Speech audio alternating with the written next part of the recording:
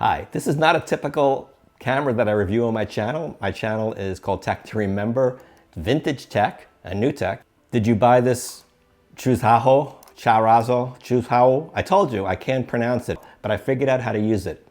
If you're like me, you bought this on social media, got the instructions maybe, and the manual is not that clear. Or maybe you didn't get it and are intrigued by what this is. Most of the other videos on YouTube gloss over how to really use this thing because it kind of has quirks. So first, what is this?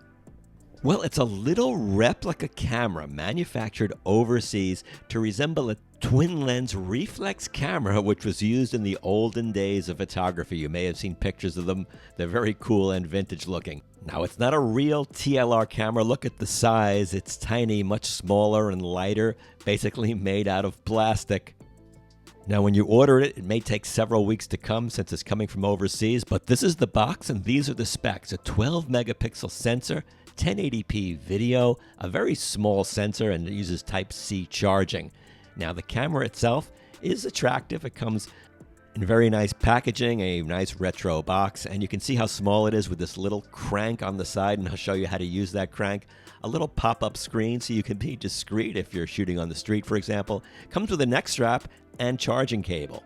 The first thing is when you get yours, you may or may not get something you're going to need, and that is an SD card. Actually, it's a micro SD card. Mine came with it.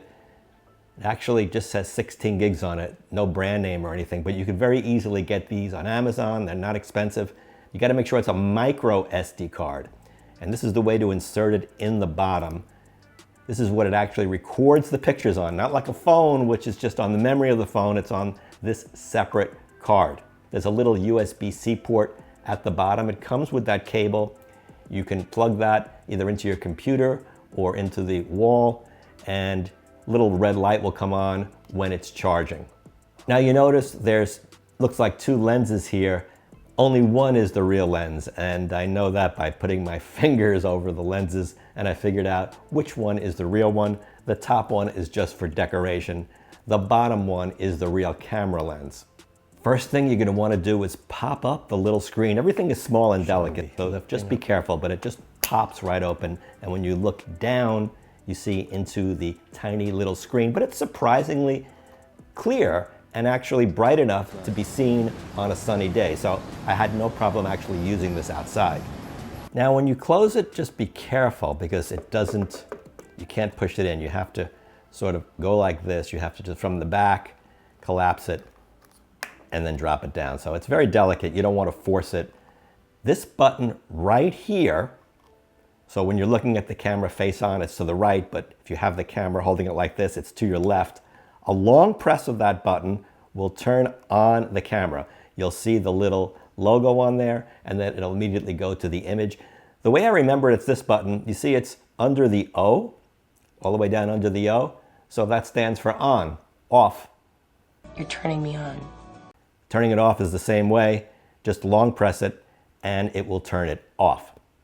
Now, when you just tap on that button, short pressing it, you'll go from color to black and white. So if you want your pictures to have a vintage black and white look, tap it once and you'll actually see it turn black and white in the little screen. To take a picture, it's as easy as pressing the other button, the bottom button on the other side,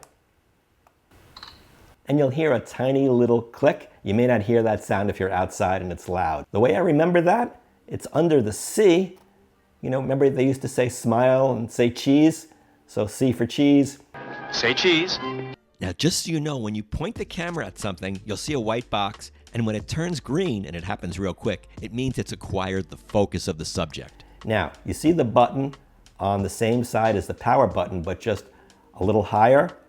When you press that button, the camera has like an off indicator there. When you press it again, it goes back to auto. Not 100% sure what this is. It looks like when it's in the off mode, there's no box for focus, yet it still focuses. And the manual doesn't talk about this, but I just recommend you leave it on auto because maybe it's doing a little faster autofocus that way. After you finish taking your shots, and if you want to review your shots, you go to this button here on this side, the one above the shutter button, and that'll take you into the album mode.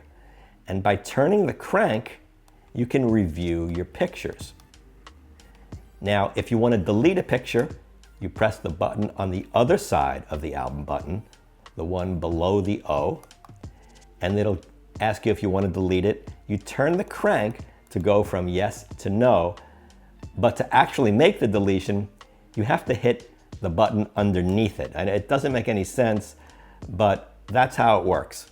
Okay, it's very unintuitive. I just recommend, to be honest with you, if you want to delete pictures, do it on your computer. Now, to watch the pictures on your computer, two ways of doing it. You can either pop the card out, which is a little bit cumbersome because it's a really kind of flimsy little spring-loaded, very small slot, and sometimes the card can fly out. The easier way is to attach the camera to the USB cable that came with it right to your computer. Doesn't matter if it's a Mac or PC. And as long as the camera is still on, the computer will recognize the camera, and then you can go into the files and play back the pictures that way. It's a lot easier. You can watch them back, you can copy them to a hard drive, you can delete them. And here's a sample of some of the photos I just took walking around. You can see it. They are nice in their imperfection. A lot of the highlights are blown out and the colors are definitely skewed to give it a vintage look. I'm going to show you some more photos afterwards, but just want to give you an idea. It's a small pixel count, so you can't really crop in too much without the picture breaking up a little bit. But I would say the colors were surprisingly pleasing and the pictures look pretty cool. Now the pictures come out in a square format. Look at the file size. It indicates that it probably is a true 12 megapixel sensor. Now this camera does shoot movies as well, but this is the weird part about it. When you start turning the little crank, if you turn it and stop right away, okay, just like that, it'll record movies and it'll go on uninterrupted. And there's no limit. Just got to realize there is no sound recorded when you do it this way. So you see it's 35 seconds until I touch the crank again. When I touch the crank again, then it'll give a countdown and it'll stop in about 6 seconds after you touch the crank again. Now, the other thing is, if I start cranking for a few seconds and I stop, the countdown immediately comes on and it's going to stop recording. So it's weird.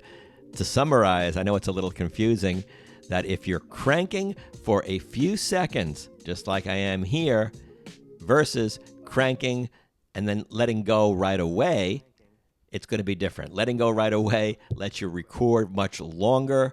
I don't know if they designed it this way on purpose or it's a bug, but this camera really shouldn't be used really for movies anyway, because I'm going to show you what the quality is and what it sounds like when you use this method. You can hear there's no sound. And the video is also pretty shaky. There's no stabilizer. You really have to try to hold it steady. If you want sound in your movies, long press the shutter button, which is the button to record pictures, and you don't have to worry about any time limit. You'll see the record red light going on, and it'll record with sound until you press that button again. Here's how it works. If I hold the shutter button, long press it. Now we're recording. And you'll notice it's not stopping, it's not shutting down. It's going to continually record this way. And we're going to be recording here, and there's not going to be any time limitation. If we start cranking while it's recording, it doesn't really do anything. Press again the record button and it will stop. And here is a sample video. Walking on the street with it. Seriously, I don't think you could vlog with this thing. I don't think you could vlog. Yeah, I noticed too the sound wasn't in sync with the voice, so that could be a potential issue also. This is just holding it steady.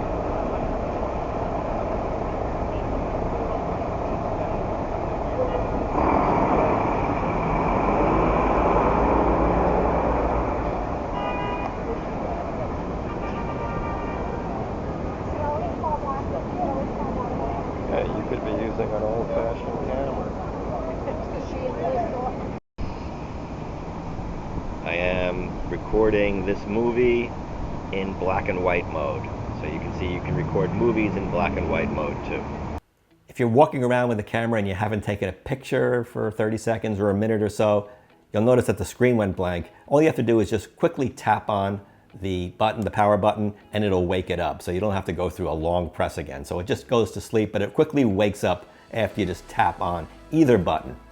There's one thing I really couldn't figure out, and that is to set the date. I even emailed them and I didn't get any response. I emailed the company and they said we're not that company, so I don't really know what's going on. Having used other similar cameras from China, I tried fiddling around and setting up a text document with date and time, but nothing worked. If anybody knows how to set the date and time or if they figured it out, please send me a comment and then I'll update it in the description. What time is it? What day is it?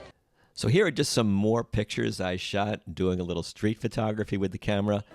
I'll tell you, it's nice that the camera is really small. You can be very discreet. No one really knows what you're doing with this thing. You can see the highlights are blown out. The sun looks strange. Reflections, you see these little like ghosting and reflections, but it kind of gives it some charm.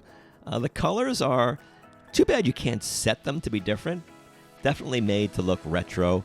And now with these Fujifilm cameras and all these film presets, well, you have that built in right here. Too bad it's only one. You can't really modify it, and it's only black and white. But here's just a sample. Look at that strange reflection you get there. Oh, look at that. Like a rainbow look. Now, one thing I will tell you is there is a little shutter delay. So when you press the button, there's going to be a short half second or maybe less. See, I try to get that bicycle in the middle of the frame, and after I pressed the shutter, it almost left the frame. So you have to be aware of that and sort of time your shots. You can see the highlights are blown out. The whites tend to get overexposed. You can't manually adjust that. This guy's like, what are you shooting with? Look at that extreme overexposure in the skin. If there's harsh sunlight, you're going to get that. But overall, I would say the camera looks sharp. The colors are nice. Most of the photos are clear if there's not too much motion, and you can see for yourself, pictures are pretty acceptable. Not going to be as good as your cell phone, but there's going to be a lot of character in your images with this camera. So, is it a toy? Yeah, but it also is a fun toy, and you can definitely take some shots. I have some keepers here, which I think I'm going to use. Thanks so much for watching. We'll see you in the next video.